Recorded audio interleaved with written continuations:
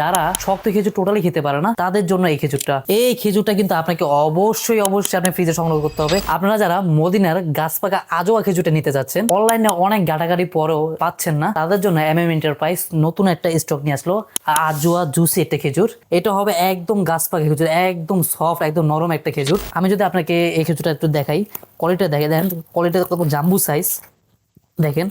এটা কিন্তু মোটেও শক্ত হবে না, এটা একদম জুসি খেজুরটা আজোয়া। দেখেন, মাশাল্লাহ, দেখেন উপরে নিচে এক সাইজ। আমি যদি এটা ভেঙে দেখাই, দেখেন হালকা চাপ দিলে ভেঙে যাচ্ছে। খুবই জুসি এটা ফ্রেশ, দেখেন ভিতরে কিন্তু দবদবে সাদা। আপনারা অবশ্যই সবাই জানেন আমাদের মহানবী সাল্লাল্লাহু আলাইহি ওয়াসাল্লাম আজওয়া খেজুরটাকে খুবই পছন্দ করতেন, এমনকি তিনি নিজে হাতে আজওয়া খেজুরে রোপণ করেছেন। সেই মদিনার আজওয়া খেজুরটা আমরা কিন্তু আবার নিয়ে আসছি। এই আপুরে গেছে, দেখেন এই যে একদম রসালো, দেখেন পানি এসে পড়েছে।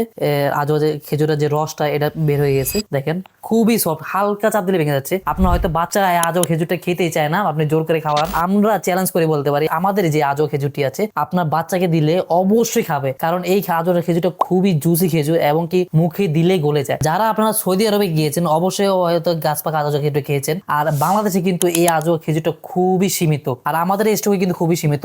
অবশ্যই দেরি করবেন না, দ্রুত অর্ডার করে ফেলুন আমাদের এই স্ক্রিনে হোয়াটসঅ্যাপ নাম্বারে অথবা আমাদের অর্ডার বাটনে ক্লিক করে।